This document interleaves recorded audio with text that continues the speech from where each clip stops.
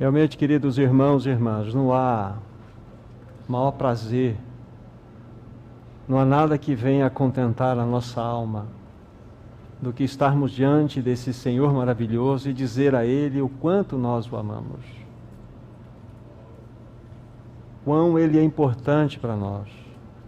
Ele é importante para nós porque Ele é aquele homem que se importou, aquele homem que estava nos seus palácios de marfim, tendo toda a adoração de todos os seres angelicais criados. Mas um dia Ele olhou para nós e viu e contemplou a nossa miséria. E veio a este mundo, porque Ele se importou com cada um de nós. Marchou para uma cruz e ali se entregou por amor. Não existe ninguém mais maravilhoso, mais sublime, mais adorável do que Jesus. Pois, como diz certo cântico que entoamos, não há um outro qualquer que tenha trocado o seu trono de glória, por uma coroa de espinhos. Mas Ele fez porque Ele amou você, amou você, amou você e me amou. Que Senhor glorioso nós temos!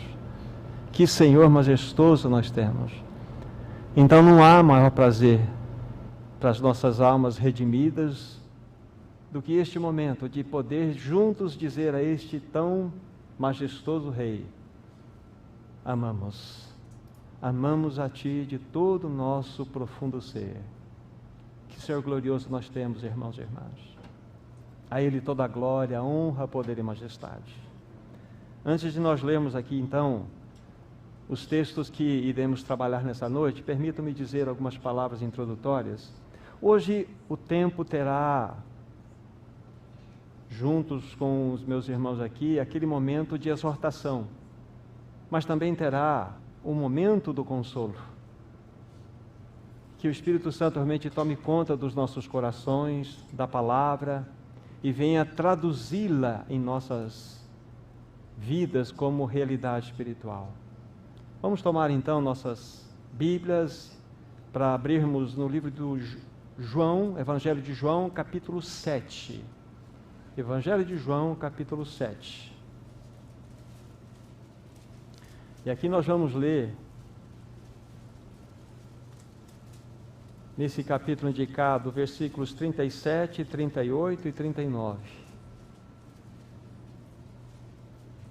E na sequência nós vamos ler uma outra passagem e depois nós também oraremos. Repetindo, João capítulo 7, do versículo 37 a 39. Diz a palavra do Senhor assim: No último dia, o grande dia da festa, levantou-se Jesus e exclamou: Se alguém tem sede, venha a mim e beba. Quem crer em mim, como diz a Escritura, do seu interior fluirão rios de água viva. Isto ele disse com respeito ao Espírito que haviam de receber os que nele crescem, pois o Espírito até aquele momento não fora dado, porque Jesus não havia sido ainda glorificado. Vamos acrescentar a essa leitura uma outra passagem do livro de Ezequiel, capítulo 47. Ezequiel 47. Nós vamos ler os 5 primeiros versos.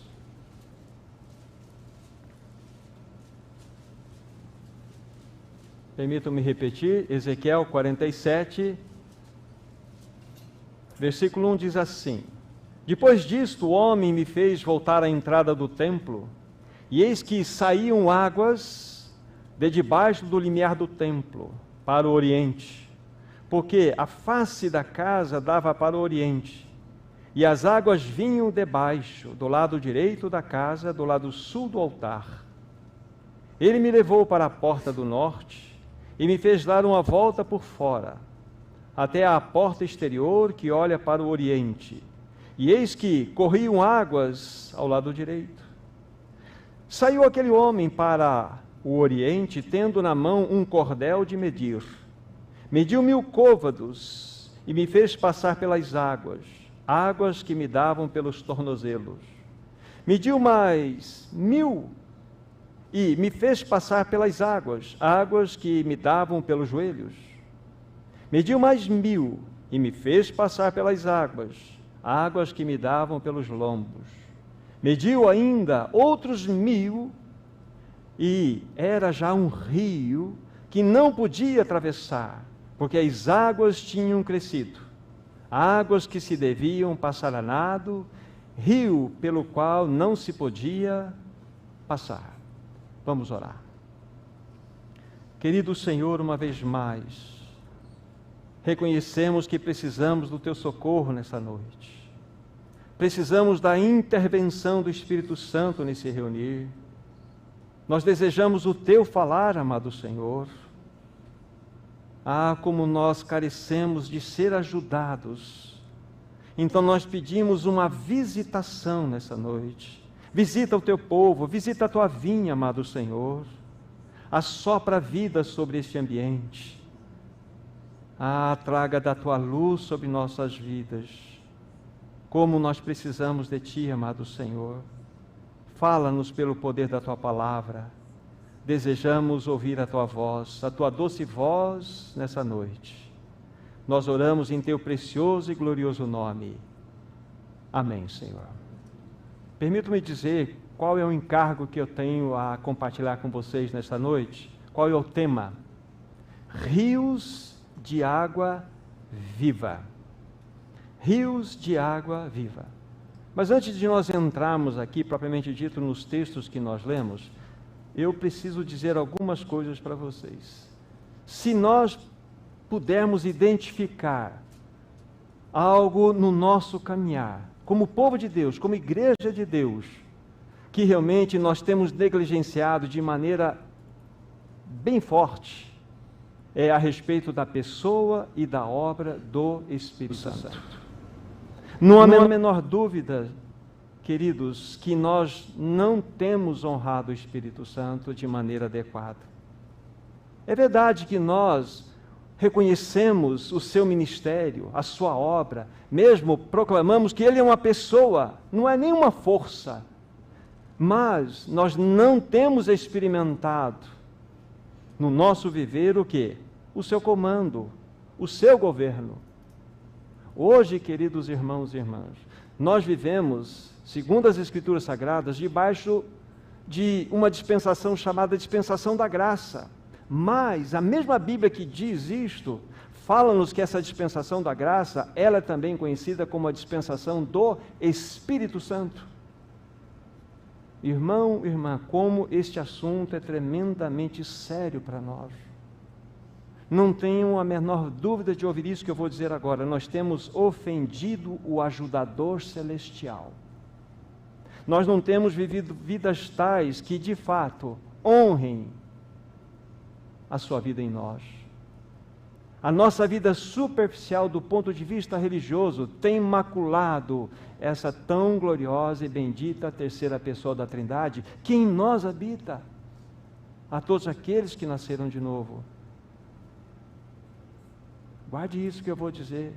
Se nós não estivermos honrando o Espírito Santo dia após dia, segunda, terça, quarta, quinta, até o sábado, se nós não honrarmos ao Espírito Santo, dando a Ele a primazia para que Ele nos governe nas nossas decisões, dos nossos compromissos, que ousadia temos nós de chegarmos aqui no reunir e dizermos que vamos honrá-lo, dando a Ele toda a primazia para governar a nossa reunião? Irmãos, isso é muito sério. Como nosso irmão aqui muito bem disse na abertura, o Senhor tem nos chamado para uma vida de demonstração. Uma vida que lá fora as pessoas possam identificar aquilo que nós professamos aqui dentro. E não será possível isto se nós não aprendermos a viver debaixo do comando, do governo do Espírito Santo. Deixe-me dizer alguma coisa mais séria ainda, antes mesmo de nós considerarmos o texto. Se o Espírito Santo se afastasse da igreja e se recolhesse nesse momento nos céus, muito poucos perceberiam isto. muito poucos de nós perceberíamos a ausência do Espírito Santo no nosso meio. Isso é muito sério. Deixe-me repetir, se o Espírito Santo se afastasse da igreja e se recolhesse ao céu, a grande maioria que compõe o povo de Deus nem perceberia a sua ausência. Não é sério isso, irmão, irmã? Então os textos que nós lemos, com a ajuda desse glorioso Espírito Santo, vai nos ajudar, vai nos socorrer neste assunto. Sejamos honestos, queridos irmãos e irmãs. O quão tem aumentado em nosso coração o amor para com o Senhor Jesus. O quão em nosso coração tem aumentado, crescido a nossa adoração a este Senhor. Qual é realmente o real interesse que tem agregado em nossos corações a respeito desse Senhor maravilhoso? Se isso não estiver acontecendo, a resposta é simples. Nós podemos responder porque o Espírito Santo não está exercendo o seu ministério em nós. Não está exercendo o seu ministério em nós. Então nós precisamos tomar esse assunto muito a sério. O ministério glorioso do Espírito Santo é lançar todo o holofote na pessoa gloriosa de Cristo Jesus. É trazer luz às verdades das Escrituras Sagradas que nós temos tocado. Esse é o ministério glorioso do Espírito Santo. Então ele precisa assumir a sua primazia, a sua preeminência, não somente no nosso reunir, mas no nosso viver diário. Irmãos, será possível um cristianismo sem o Espírito Santo? Será possível a igreja exercer a sua função, o seu ministério, sem que o Espírito Santo exerça o seu governo? Sabe o que acontece? Nós nos acostumamos a reunir. Nós nos tornamos profissionais de culto. Nós, de fato, me permitam minha palavra, já nos preparamos antes, eu disse da palavra exortativa. Muitas vezes nós estamos parecendo como os fariseus da época de Jesus. Nós dizemos coisas certas, às quais o Senhor Jesus dava a sua assinatura, porque ele dizia o seguinte: vocês façam tudo o que eles estão dizendo para vocês, mas não pratiquem as obras que eles praticam, porque eles falam correto, mas vivem de modo errado. Então nós podemos aí, de fato, ser assemelhados a esses fariseus em pleno século XXI. E isso tudo por quê? Porque nós não estamos dando o lugar adequado à pessoa gloriosa do Espírito Santo em nosso meio. Podemos fazer todo reunir religiosamente certo. Podemos fazer toda a obra do Senhor de maneira correta, mas sem a assinatura do Espírito Santo. Nós podemos exercer sim toda a obra dele, mas ele não está presente. Vocês se lembram daquela experiência da igreja de Laodiceia? Só me ouçam, por favor. Anotem, depois vocês vão verificar lá em Apocalipse 3, do versículo 14 a 22. Ali está o registro da 7ª carta que João escreve àquela igreja. Ele escreve às 7 igrejas, essa é a 7ª carta à última igreja, que era de Laodiceia. E se você olhar o contexto daquela carta, você vai perceber que não há nenhuma exortação àquela igreja com relação à heresia, com relação à imoralidade. Não há nenhum tipo de exortação nesse cunho, nesse sentido. Mas aquela igreja, ela estava funcionando direitinho. As coisas estavam acontecendo de modo adequado, mas só tinha um problema. Vocês vão encontrar isso lá no final desse texto, lá entre o verso 20 ao 22.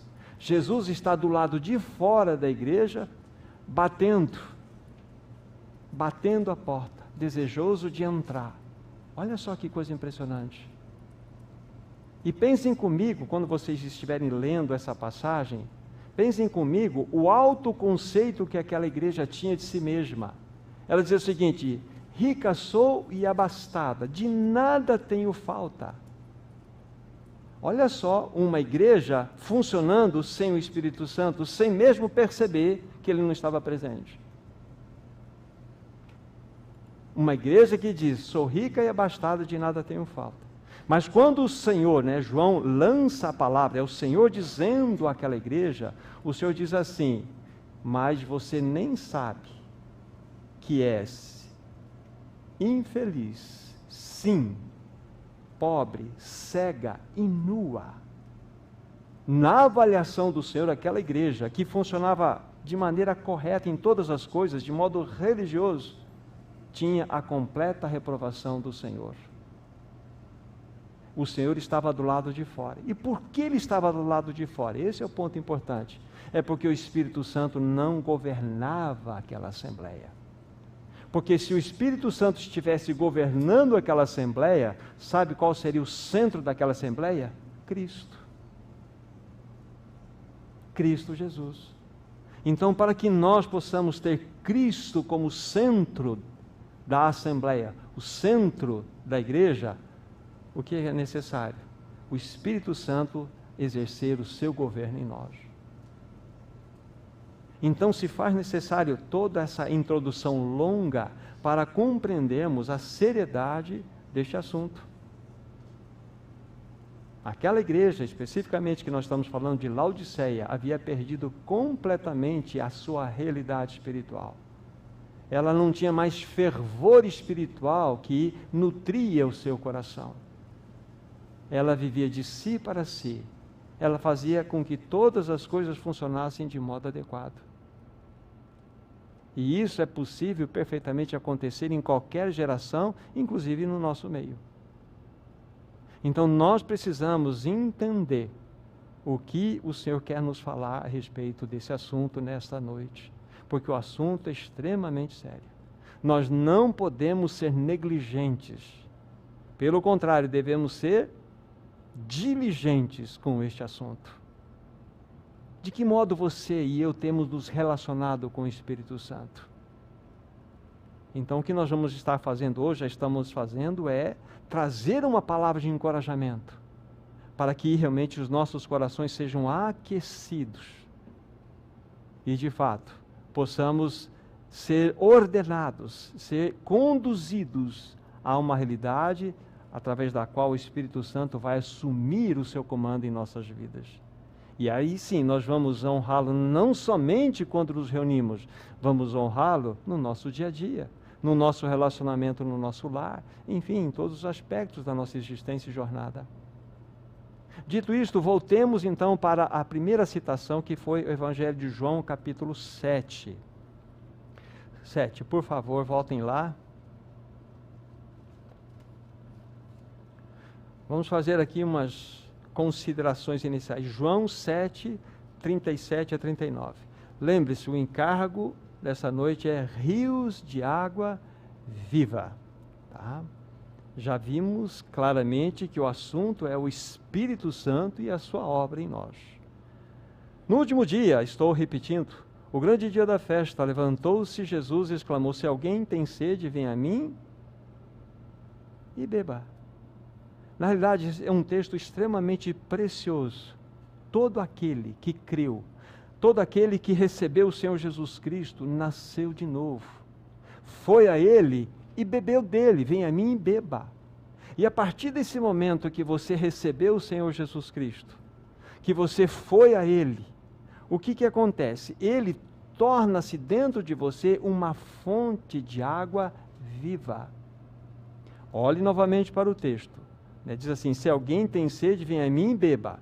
Se você foi a Cristo, e essa expressão, você bebeu dele, você creu nele, você o recebeu em seu coração, ele tornou-se a sua vida.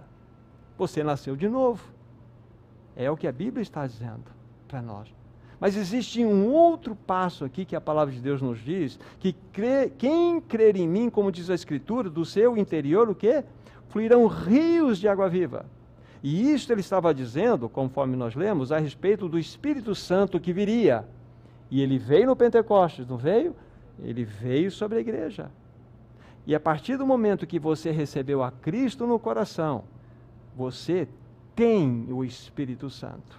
Ele habita em você, ele reside em você. Então agora nós entramos numa situação onde vamos colocar uma pergunta muito importante para cada um de nós aqui. Jesus está dizendo, quem crer em mim, como diz a Escritura, ele está dizendo, mas é segundo a Escritura, do seu interior fluirão rios de água viva. E quando você vai olhar essa palavra rios lá no original, permite-se traduzi-la como inundações. E coisa impressionante. Inundações de água viva. Fluiria de nós.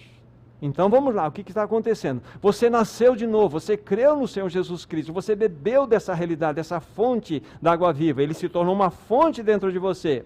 Mas essa fonte precisa manifestar essa vida através de você. E isso seria possível na vinda do Espírito Santo. E ele veio. E ele veio. Só que há uma situação que nós devemos perguntar. Por quê? Por que isso não está sendo experimentado por você e por mim? Por que essa inundação de água viva não é uma realidade, um fator de realidade em você e em mim? Não é uma realidade na igreja do Senhor? Essa é uma pergunta que nós precisamos depois respondê-la. Por que isto não está acontecendo? O Espírito Santo habita em nós. E se você ler, apenas como referência, João 3,34, lá está escrito o seguinte, que quando o Senhor nos dá o Espírito, Ele não nos dá por medida. Quando o Espírito Santo veio habitar em você, Ele veio habitar de modo pleno, completo. O que é necessário agora é que Ele ache um caminho para fluir do seu interior. Só que isso não está acontecendo. Então essa é a grande pergunta que vamos deixar no ar por enquanto, depois vamos buscar respondê-la. Por que hoje nós não experimentamos este fluir do Espírito? Essa é a pergunta. Então, do Evangelho de João, depois a gente vai falar mais um pouco dele, esse é o ponto importante. E para responder essa pergunta, nós vamos na segunda passagem considerada, agora vocês vão para lá, por favor, Ezequiel 47.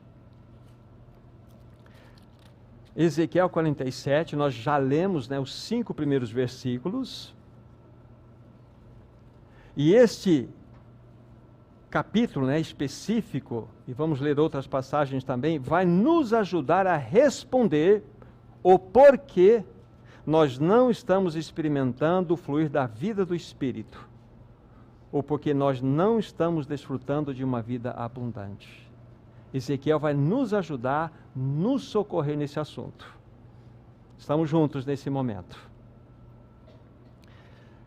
Guarde bem isso para fortalecer o seu coração. Quando você e eu recebemos a vida do Senhor, quando ela entra em cada um de nós, então é uma fonte que foi conectada ao nosso interior. Essa fonte de água viva é uma realidade em você e em mim.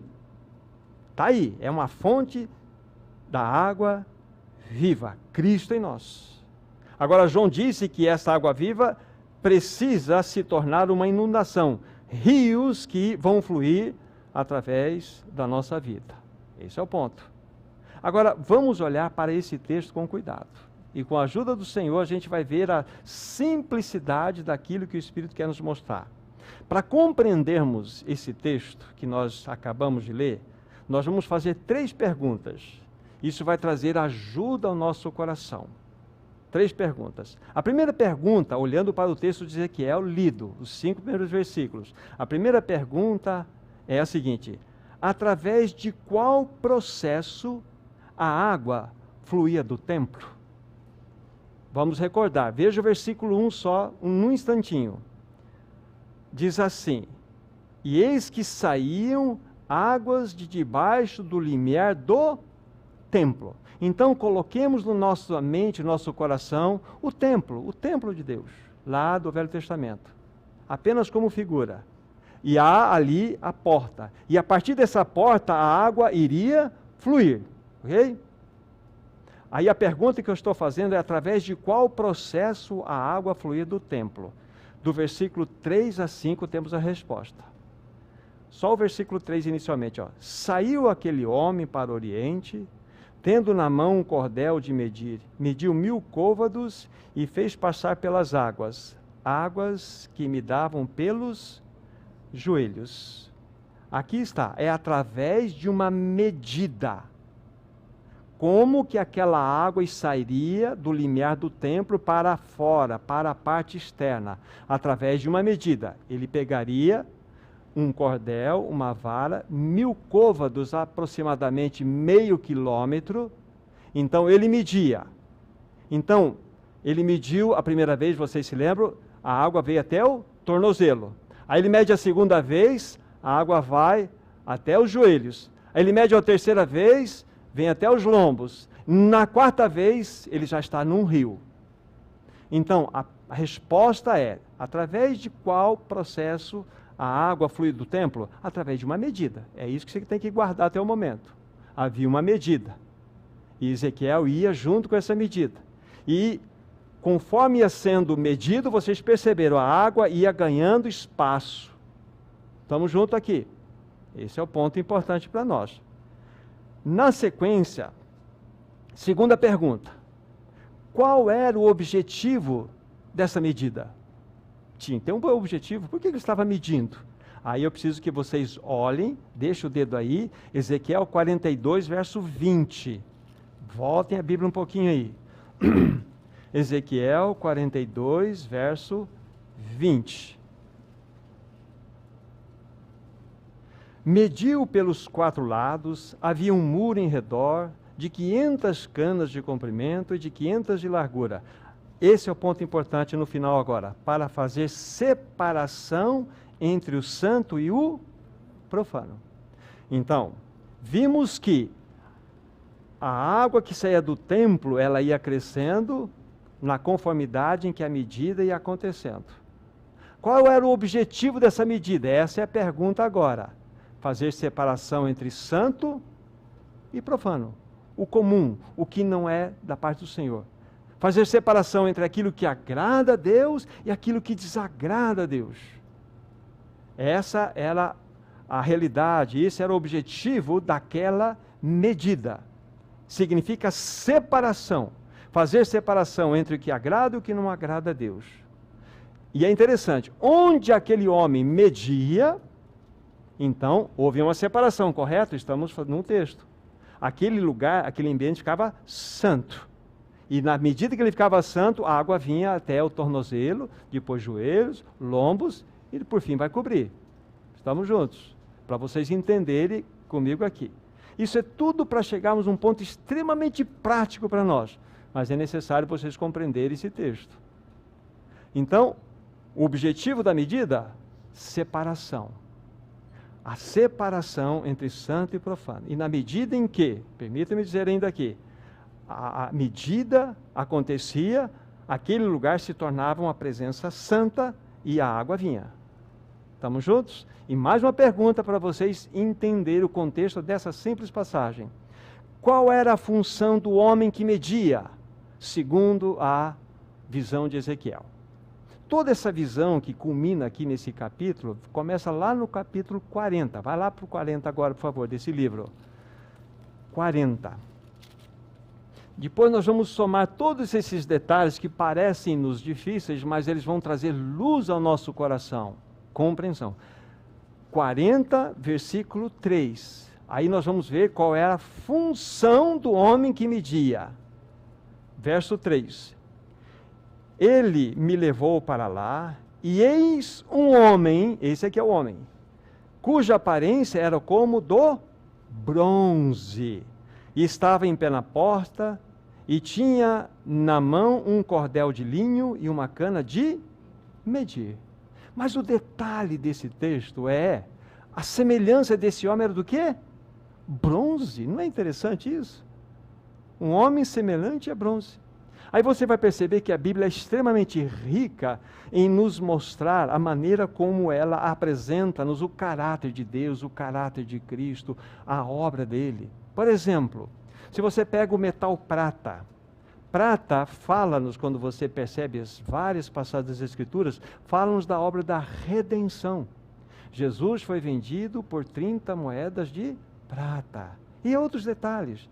Quando você pega o metal ouro, por exemplo, você tem uma outra simbologia que fala-nos do caráter, da santidade de Deus. Há várias passagens que nos ajudam nisto. Mas bronze chega-nos a um detalhe interessante. O altar do sacrifício, do juízo e do julgamento era feito do quê? Bronze. Bronze. Ali havia juízo. Ali havia julgamento. Ali havia medida. Então começa a fechar no nosso entendimento o porquê, qual era a função daquele homem, segundo a visão de Daniel. Era medir, julgar tudo que era profano. Entende essa visão de Ezequiel? Esse é o ponto. Então, a água saía do limiar, estava bem rasinha. Aí, a medida começou a mostrar-nos, a partir dela, que depois de medida, aquele lugar se tornava santo e a água subia. E assim sucessivamente. Vimos que o homem, estamos considerando agora, ele tinha a função de juízo. De juízo, de julgamento, de medir. Ou seja, aquele homem precisava medir, julgar, porque o povo de Deus estava completamente fora dos caminhos dele.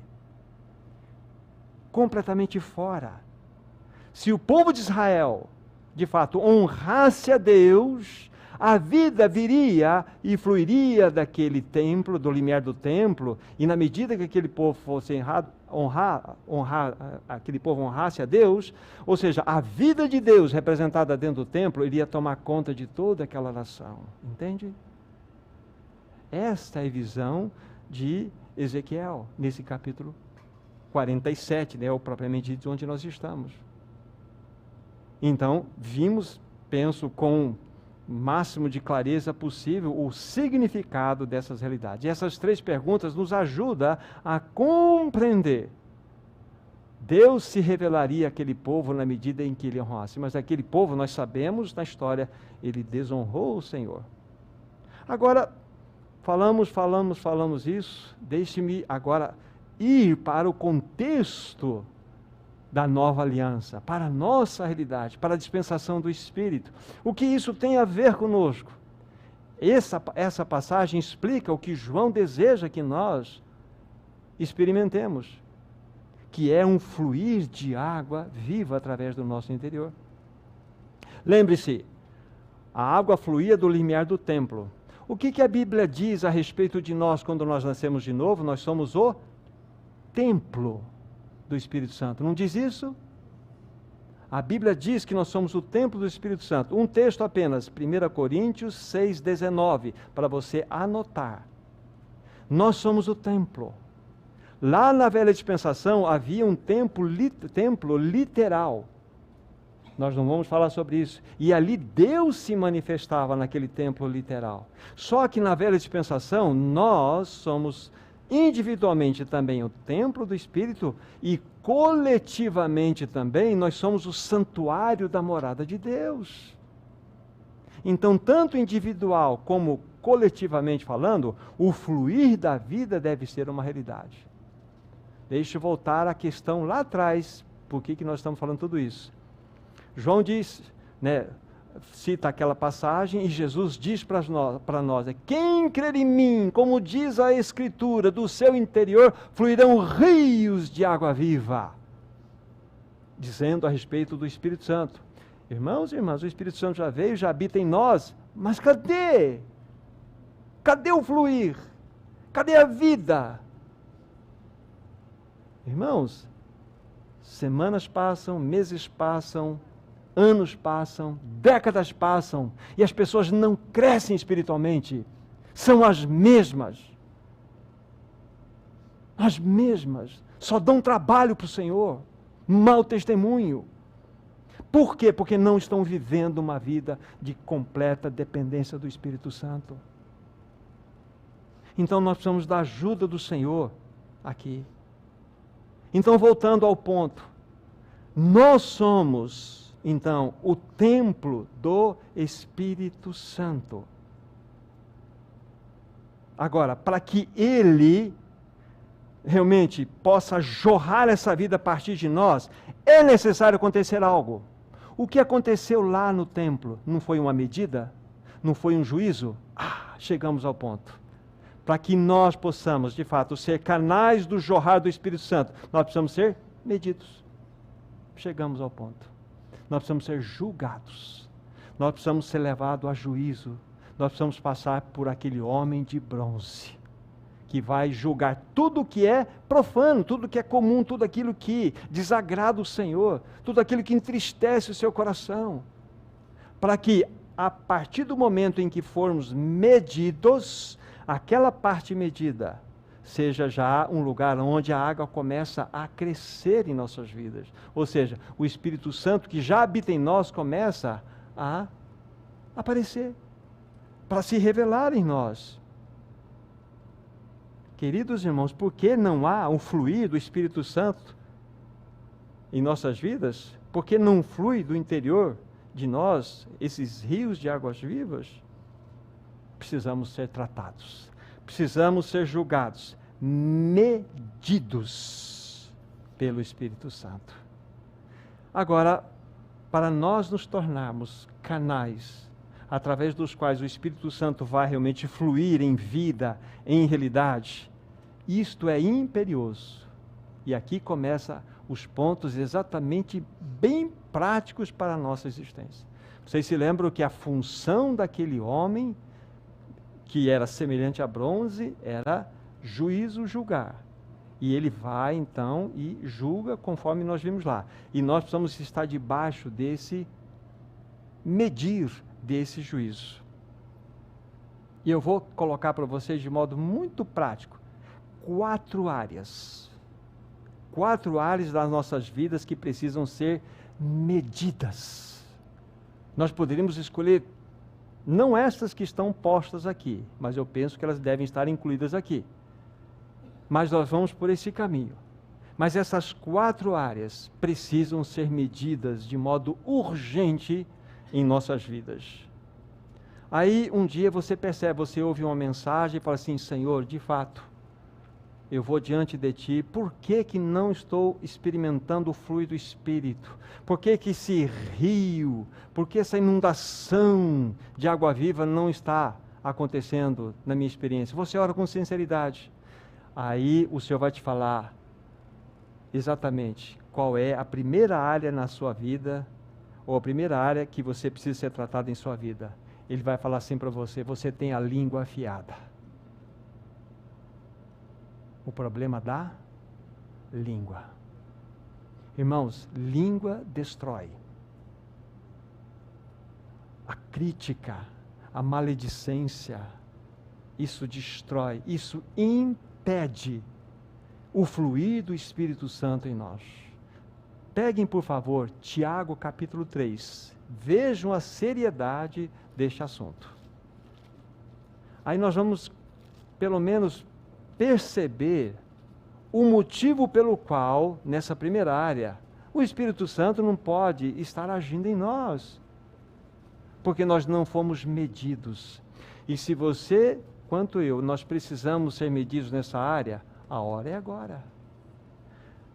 Tiago capítulo 3, do 5 ao 9. Não tem como reduzir a leitura desse texto, tamanha a importância dele. Tiago 3, de 5 a 9. Preste atenção.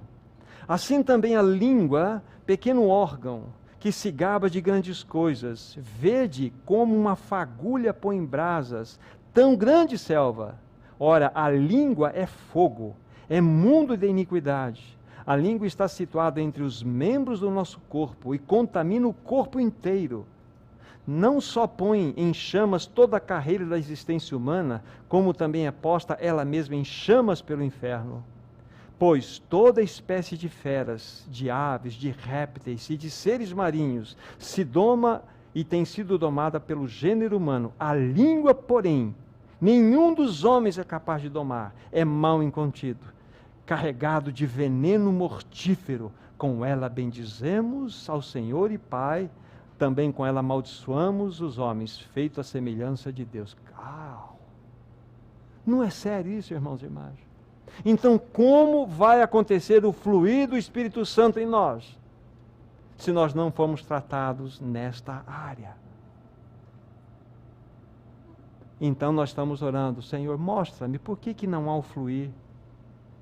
Aí o Espírito Santo, ele vem e traz ao seu coração, o problema seu é a tua língua, ela é afiada demais, ela é comprida demais, você fala demais, você exagera.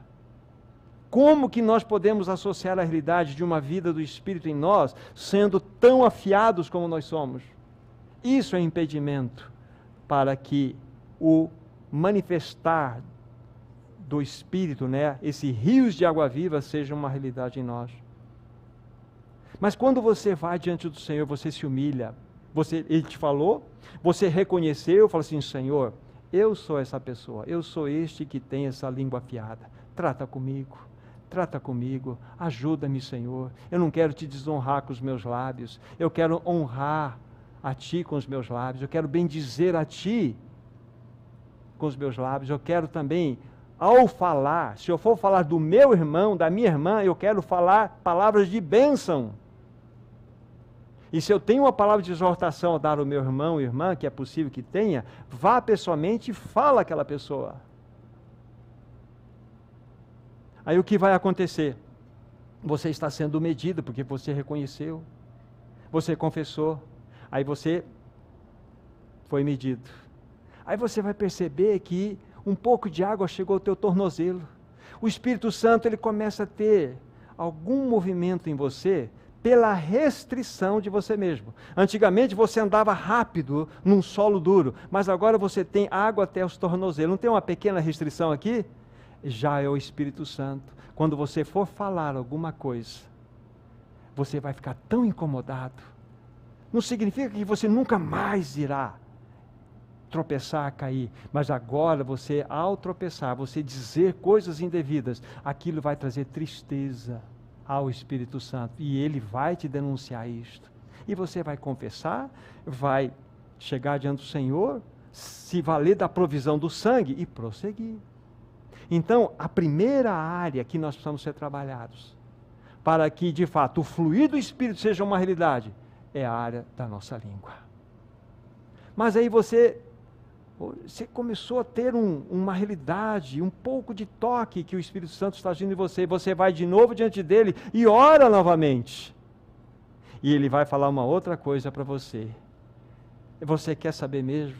Ele vai falar o seguinte: você está sendo infiel com o seu amor, você não está amando ao Senhor como você devia. A nossa infidelidade no amor para com o Senhor, nós amamos de lábios, mas nosso coração está distante dele. Então nós temos que reconhecer que nós temos vivido uma vida egoísta, uma vida para nós mesmos, uma vida voltada para os nossos próprios assuntos. Então nós precisamos reconhecer: Senhor, tenho sido infiel com o meu amor para contigo, não tenho o que falar diante de ti. Por que nós nos mantemos muitas vezes calados diante do Senhor? É verdade, como nosso irmão muito bem disse nesta manhã, há irmãos e irmãs que dentro da sua situação de relacionamento, de personalidade com o Senhor, são mais quietos, mas lá no seu coração estão adorando, louvando o Senhor. Mas outros não têm o que dizer, porque, de fato, são infiéis no que tange a uma realidade de relacionamento de amor para com o Senhor. Então, por que eu não digo palavras de louvor e adoração ao meu Senhor? Porque eu não tenho mesmo. Porque eu estou vivendo uma vida de infidelidade. Eu estou vivendo uma vida egoísta, voltada para mim mesmo. O Senhor quer que nós cresçamos em amor.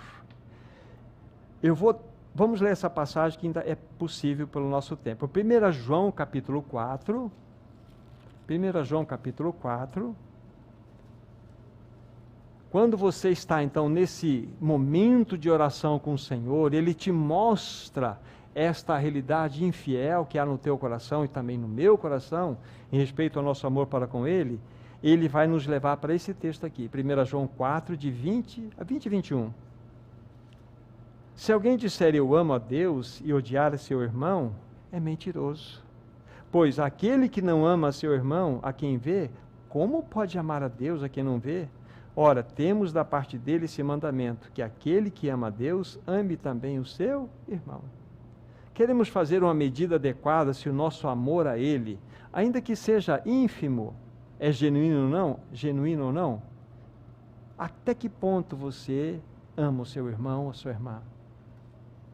Esse é o ponto. A medida do valor que a palavra de Deus está dando aqui em relação ao nosso amor para com Deus está diretamente relacionado ao meu amor pelo irmão, pela irmã. É isso que ele nos fala. Então você foi de modo sincero diante do Senhor. Então você reconheceu, o Senhor tem sido de fato infiel com o meu amor para contigo. Trata com o meu coração. Trata comigo. Ele vai fazer o quê? Ele vai medir, ele vai te julgar. E isso de modo sincero, as águas agora vêm até os joelhos. Você já tem mais uma realidade se movimentando em você, porque uma área mais foi tratada na sua vida. Não significa que nunca mais você vai tropeçar aqui, porque nós somos falhos. Mas significa que você abriu um canal, de tal forma que você pode reordenar a sua jornada, quando você vai diante do Senhor e confessa a sua fraqueza, a sua a limitação. Você percebe a restrição da sua existência agora? Antes era água no tornozelo. Agora já está pelos joelhos. Você já tem mais dificuldade de andar onde você quer, com a rapidez com que você desejava. Porque o Espírito Santo, ele está fluindo. Rios de água viva fluirão de você. É esta a realidade. Uma vida que possa ser controlada pelo Espírito. Você percebe? Não é o tanto da água que entrava em Ezequiel quando ele estava sendo levado nas profundezas, era vamos dizer assim, para a quantidade da água que envolvia Ezequiel. Significando, não é o tanto de espírito que você tem, que ele já habita em você, é o quanto o Espírito tem de você. E ali, na representação das águas, você percebe que ele vai sendo tomado. E o nosso viver em espírito só é uma realidade na medida em que ele toma conta. Vai chegar um momento que nós vamos estar completamente boiando. Essa é a realidade. Então, o segundo impedimento, a segunda área que nós precisamos ser medidos, tratados, é essa infidelidade em relação ao nosso amor para com o Senhor. Aí você já está com as águas pelos joelhos. E você vai diante do Senhor, você quer mais consagração, você quer mais uma vida diante dEle, você quer servi-lo com mais alegria, e você ora, Senhor, pode mostrar, põe o teu farol diante de mim, ou em mim, mostra-me o que está te impedindo, ou o que está impedindo o teu fluir em mim. Ele vai falar para você, você é muito reativo, ou seja, você tem um estupim curto. Vocês se lembram de Mateus capítulo 5, 39 a 41? Se alguém te ferir a face direita, volta-lhe também a outra. Se alguém demandar contigo a túnica, entrega também a capa. Se alguém te obrigar a andar 1 milha, vá com ele 2 milhas. Jesus está dizendo isso lá no Sermão do Monte. Então, por que o Espírito Santo não está agindo em nós? Por que o fluir dele não acontece? Somos reativos. Somos muitas vezes, pais reativos, mães reativas, filhos reativos, irmãos reativos. E se somos povo de Deus, como que o Espírito Santo vai agir em nós? Está muito claro para os meus irmãos aqui, não estou pregando nenhum tipo de vida perfeccionista. Nas outras situações anteriores, mostrei a possibilidade da nossa fraqueza e cairmos. E aqui também. E nessa área talvez mais. Porque muitas vezes as pessoas falam, nós voltamos. Nós nem esperamos a situação tomar uma forma na nossa mente para pensarmos, nós já reagimos. E isso impede claramente a ação do Espírito Santo em nós. Agora o Senhor Jesus fala para este que vai diante dele, buscando, essa medida, esse julgar do Senhor. E Ele mostrou, olha, você é reativo. Aí o próprio Senhor vai falar o seguinte, ó, você se lembra que está escrito em Mateus 11, 28 a 30? Vinde a mim todos vós, cansados e sobrecarregados, e eu vos aliviarei. Tomai sobre vós o meu jugo, e aprendei de mim, que sou manso e humilde de coração, e achareis descanso para vossas almas, porque o meu jugo é leve e o meu fardo é suave. Eu sou humilde e manso de coração. Ele é manso. Para Ele, Senhor, eu não quero mais ser reativo. Eu não quero mais ser essa pessoa que realmente, ao ouvir algo que não está de acordo com aquilo que eu creio, já imediatamente eu responda: ajuda-me, Senhor, ajuda-me. Nós ferimos muitas pessoas, na verdade, com as nossas reações. Machucamos nossos filhos, não é? Nossos cônjuges, machucamos irmãos, irmãs, machucamos funcionários, patrões, com a nossa reação inadequada, como filho de Deus. Como filho de Deus. Aí você foi, e eu fui diante do Senhor sinceramente. A gente confessa: Senhor, é isso que eu sou, Senhor. Eu não posso produzir outra coisa em mim mesmo, mas Tu habitas em mim. Tu és a fonte, lembra? Ele é a fonte em mim, em você, em nós. Agora, essa vida precisa ser manifestada, fluir do nosso interior. E o Espírito Santo, já falamos, já está em nós. Então trata conosco, trata comigo, vem me medir, Senhor, vem me julgar. Lembra-se lá do homem semelhante a bronze medindo? E as águas iam crescendo, por quê? Onde se media se tornava um território santo. Ali, fala assim, ali é meu domínio, diz o Senhor. Então nessa área que você entrega ao Senhor, se torna um domínio dele, ainda que você venha a fraquejar, pela sua falência e a minha falência. Mas agora você é levantado. E qual que é a grande veracidade de que isso está sendo, no que tange a esta outra área da sua vida, da reação, que isso está sendo real em você? Quando você reagir, você reagiu errado, indevido, mas você já fez essa entrega. Você vai, na sequência, aquela pessoa envolvida, vai ser: você me perdoa. Eu pequei contra você, eu reagi, eu falei de modo errado com você, contra você. Você se humilha naquele mesmo momento. Ainda que a pessoa possa não compreender, se você fizer isso do seu coração, é isso que vale para o Senhor. Isso é o que vale para o Senhor. E o que acontece? Aí nós estamos na terceira medida, não é? As nossas reações precisam ser tratadas. As águas já vieram para os lombos agora, não é? Estava lá no tornozelo, joelhos, agora estamos nos lombos.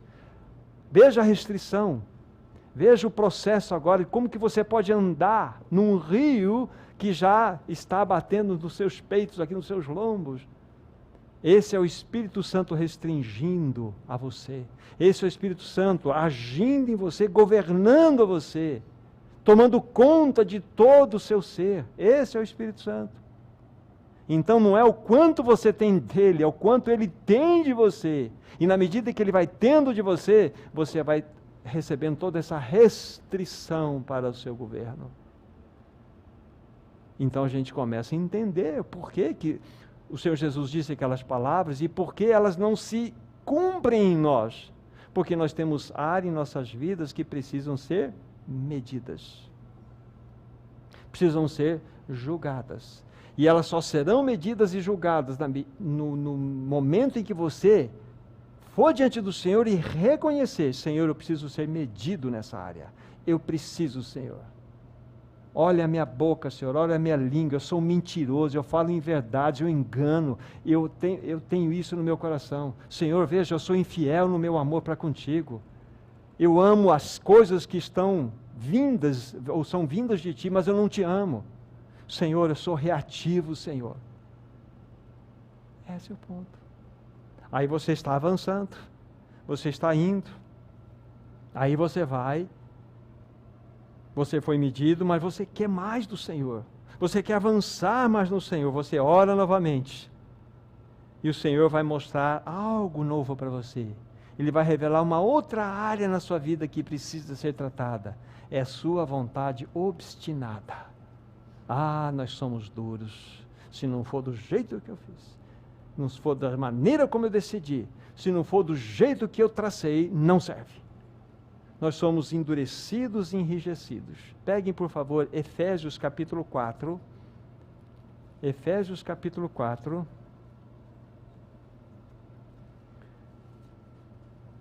Versos 17 e 18. Se nós fôssemos até o 19, nós iríamos ver algo interessante, mas apenas um toque para vocês lerem depois. Aqui, Paulo vai estar falando da essência toda do nosso ser. Vai falar da nossa mente, vai falar da nossa vontade, que nós vamos ver agora, e vai falar das nossas emoções. Todas essas áreas precisam ser tratadas pelo Senhor. Mas vejam 17 e 18, Efésios 4. Isto, portanto, digo e no Senhor testifico, que não mais andeis como também andam os gentios na vaidade dos seus próprios pensamentos, obscurecidos de entendimento, alheios à vida de Deus, por causa da ignorância em que vive, e essa expressão agora, pela dureza do seu coração. Essa expressão, ela pode ser traduzida obstinação de vontade, ou vontade obstinada. É assim, as pessoas se fecham nas suas decisões. Muitas vezes a palavra está dizendo contrário àquilo. A Bíblia diz que não pode acontecer isso, mas você obstinadamente, movido pela carne, movido pela paixão, você confronta Deus e toma decisões erradas. Isso é obstinação de vontade. Mesmo filhos. E o que vai acontecer? Você vai colher. Lógico. Você não faz escolhas. Você decide, então você colhe. Tudo que o homem plantar, diz a Bíblia, isso também vai colher. Vai ser uma lei da semeadura. Então você confronta Deus, confronta a sua palavra que diz não, você diz sim, ela diz sim, você diz não. Então você tem uma colheita a receber, a fazer. Queridos irmãos e irmãs, vamos levar a sério esse assunto aqui. O Senhor vai nos mostrar quando a gente for sinceramente diante dele. E reconhecer, primeiro, Senhor, Tu tem visto como eu sou obstinado. Eu tenho uma dureza de coração, minha vontade é obstinada. Trata comigo. E Ele vai promover, então, circunstâncias na sua vida para que você e eu também sejamos quebrantados. A nossa vontade precisa ser quebrada. Circunstancialmente. E as circunstâncias se levantam em nossa existência através de várias situações, até por questões físicas, questões relacionais, questões que envolvem, educação de filhos, relacionamento entre irmãos, envolve muitas áreas. O Espírito Santo ele vai pegar as áreas e vai saber, esse é o ponto, e vai nos colocar numa circunstância onde vai aflorar essa obstinação. E é como se o farol viesse e falasse, ou denunciasse, eis aqui o que você é, um obstinado. Então, como que nós queremos o fluir do Espírito Santo? Como que nós desejamos que no nosso interior flua esses rios de água viva? Se a nossa vontade é assim. Senhor, eu quero entregar minha vida diante de Ti, os meus negócios, o meu futuro. Eu quero que essa situação se realize, contanto que o Senhor tome esse caminho. A gente ora mais ou menos assim, dá um Senhor e já dá um ensino para o Senhor. Conhece aquelas orações de ensino ao Senhor? Senhor, se o Senhor fizer isso, eu convencer aquela pessoa, traz aquela pessoa. Nós começamos a ensinar Deus a ser Deus. Isso faz parte de um erro no nosso coração, de uma vontade obstinada, achando que nós podemos comandar Deus. Então, aqui está essa quarta área, onde nós precisamos ser tratados nessa obstinação. Nós queremos ser tratados disso. E o que o Senhor vai fazer com esse quebrantamento? Ele vai fazer com que nós andemos nos seus caminhos e, conforme temos falado em outros momentos, vamos amar a vontade dEle. Nós não nascemos de novo para fazer a vontade de Deus. Isso é uma bênção. Nós nascemos de novo para amar a vontade de Deus, ter prazer na vontade de Deus. Então, é assim, é essa troca que acontece em nós, mas isso vem pelo medir.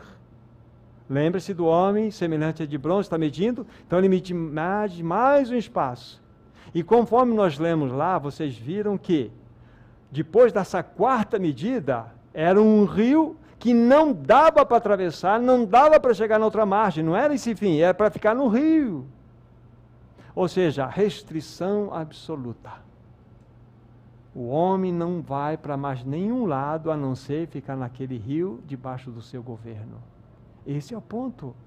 O Espírito Santo quer governar a nossa existência. Ele quer, de fato, nos dirigir. Entende agora? Jesus diz: quem crê em mim, como diz a Escritura, do seu interior fluirão rios de água viva. E esses rios relacionados àquilo que nós vimos em Ezequiel, é exatamente essa a realidade. Somos medidos, e aquele local que foi medido se tornou santo, propriedade de Deus. E vamos sendo medidos. Aí acabou com essas 4 realidades? Língua afiada, a segunda questão a infidelidade, o amor ao Senhor. E a terceira questão que nós vimos aqui, que é a segunda reação, a terceira infidelidade de amor, e essa a vontade. Será que tudo isso que o Senhor deseja fazer encontra-se apenas aqui? Não. Nós continuaremos sendo medidos em várias outras áreas da nossa vida. Os seus olhos serão medidos, os seus ouvidos serão medidos, as suas mãos serão medidas, os seus pés serão medidos. E a cada momento que nós avançarmos na nossa jornada, nós seremos medidos. Vai chegar um tempo, lógico, nós teremos um corpo glorificado, onde nós, aí eu falo como igreja, como coletividade, nós estaremos perfeitamente equiparado ao varão padrão de Deus, que é Cristo. É como se Cristo colocasse uma luva, e essa luva fosse a própria igreja. Há uma absoluta sintonia, é um número perfeito, um padrão perfeito, uma equiparação perfeita. Aquilo que Cristo é, a igreja se tornou. Esta é a realidade. Em processo para esse padrão maravilhoso, que é Cristo. Então nós vamos ser tratados, para que então, do nosso interior, possa fluir esses rios de água viva. Agora a pergunta que eu faço para cada um presente é a mim mesmo: você está sendo medido pelo Senhor? Se não está, possivelmente porque você não viu ainda, não conseguiu enxergar que há focos de resistência em você. Há áreas da sua vida que desagradam o Espírito Santo, que você está fazendo escolhas que desonram o Espírito Santo. Então, como que vai fluir de você esse rio de água viva? Não vai. Então, reconheça diante dele, reconheça isso, tenha uma intimidade com o Senhor, reconheça, fala para que Ele trate com você. Então você está sendo medido? Então vá diante do Senhor, peça para Ele mesmo lhe mostrar qual área ou áreas da sua vida que você precisa ser julgado, como eu também. Porque se nós não formos medidos, se nós não formos julgados, nós seremos um povo infrutífero. E nós não daremos lugar ao Espírito Santo. O que vai acontecer? Lembram-se da experiência de Laodiceia? Vamos fazer todas as coisas religiosamente certas. Tudo certo. Vamos nos reunir, vamos ter um momento de louvor, testemunhos, oração, pregação. Só que o Espírito Santo não está no governo. Que tragédia, meu irmão! E o Senhor Jesus chama aquela igreja, é a minha igreja. Ele reconhece Laodiceia como seu povo. Então, nós não podemos incorrer no mesmo juízo daquela igreja, ou estar sujeito a esse juízo. Então, nós precisamos ser medidos, irmãos e irmãs. Precisamos ser julgados pelo Espírito Santo. Aí nós nos tornaremos o quê? Nos tornaremos frutíferos, tanto para Ele como para a própria vida da igreja.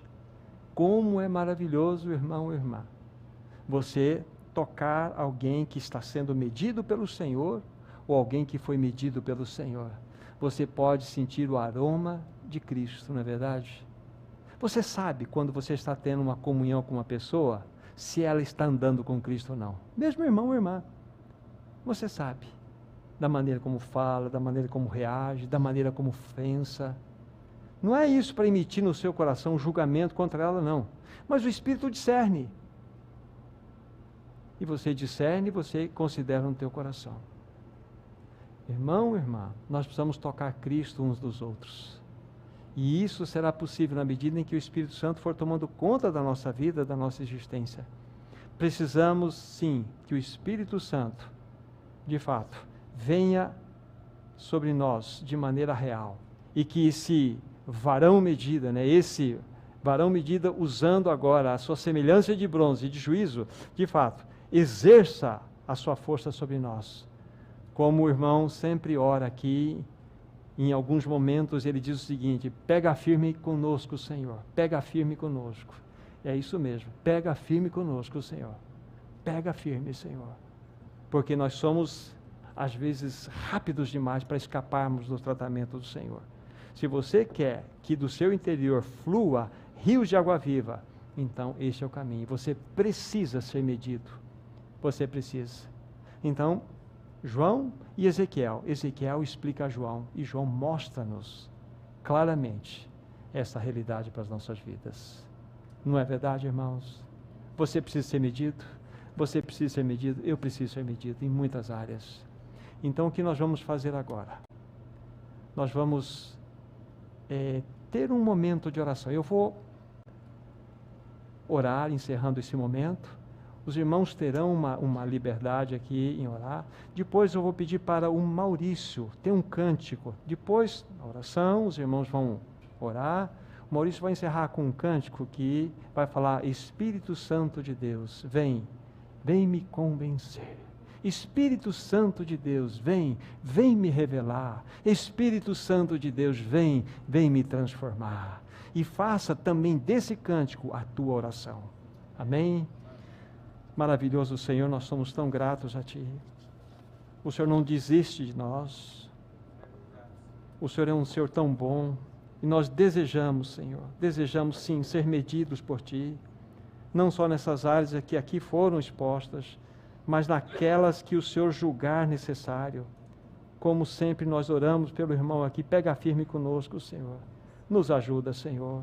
Não queremos ser os mesmos. Queremos que do nosso interior se cumpra a Tua própria palavra, que no nosso íntimo irá fluir rios de água viva, que a própria vida, a Tua própria vida em nós, Senhor. Faça isso. Em Teu próprio nome nós oramos. Amém, Senhor. Amém. Os irmãos tenham a liberdade.